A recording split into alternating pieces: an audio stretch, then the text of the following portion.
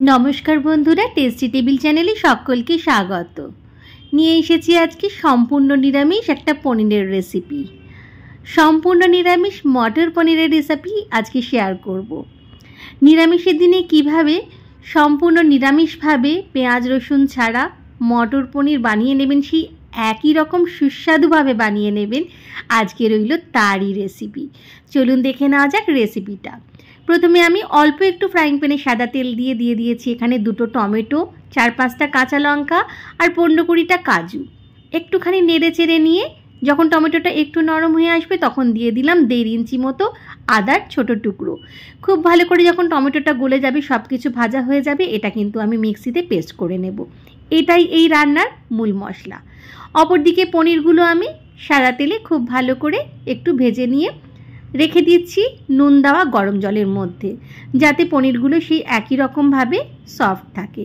চলে যাব এবার মূল রান্নায়। ওই একই সাদা তেলে ফোড়নে দিয়ে দিলাম 4-5টা এলাচ, 1 ইঞ্চি দারচিনির টুকরো আর বেশ কিছুটা গোটা সাদা জিরে।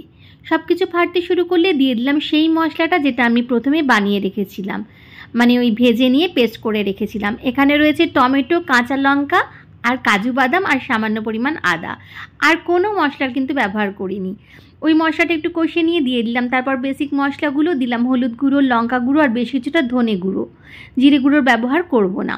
দিলাম পরিমাণ মতো নুন আর একটু বেশি করে মিষ্টি। যেহেতু নিরামিষ রান্না একটু মিষ্টি মিষ্টি হলে ভালোই লাগে। মশলাটা মিডিয়াম টু হাই ফ্লেমে ভালো করে কষে নেব যতক্ষণ না ঠিক এই রকমভাবে তেল ছেড়ে বেরিয়ে আসে। দিয়ে দিলাম এরপরে এর মধ্যে ফ্রোজেন মটরশুঁটি আর দিলাম কাসুরি মেথি। কাসুরি মেথিটা একটু বেশি করেই ব্যবহার করলাম। খুব ভালো করে হাতে গুঁড়ো করে নিয়ে দিয়ে দিলাম। আর দিলাম শেষকালে 1/2 চামচ মতো গরম মশলার গুঁড়ো। খুব ভালো করে নেড়ে চেড়ে নিয়ে দিয়ে দিলাম এর মধ্যে যে জলের মধ্যে পনিরটা ভিজিয়ে রেখেছিলাম, মানে নুন দেওয়া গরম জলে যে পনিরটা ভিজিয়ে রেখেছিলাম সেইটা পুরোটা জল সমেতই দিলাম। ব্যাস, আর কিছু না, একটু ফুটে উঠলে যখন মাখো মাখো ব্যাপার হয়ে যাবে তখন ওপর থেকে ঘি ছড়িয়ে দেব। আর কিছু না, রান্না একেবারে রেডি। তৈরি হয়ে গেল সম্পূর্ণ নিরামিষভাবে তৈরি মটর পনিরের রেসিপি।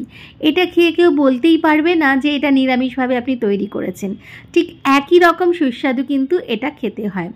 নিরামিষের দিনে ভাত, রুটি, পরোটা বা পোলাও সব কিছুর সাথেই খেয়ে নিতে পারেন এই রকমভাবে সম্পূর্ণ নিরামিষভাবে তৈরি মটর পনির। রেসিপিটি শেষ পর্যন্ত দেখার জন্য ধন্যবাদ।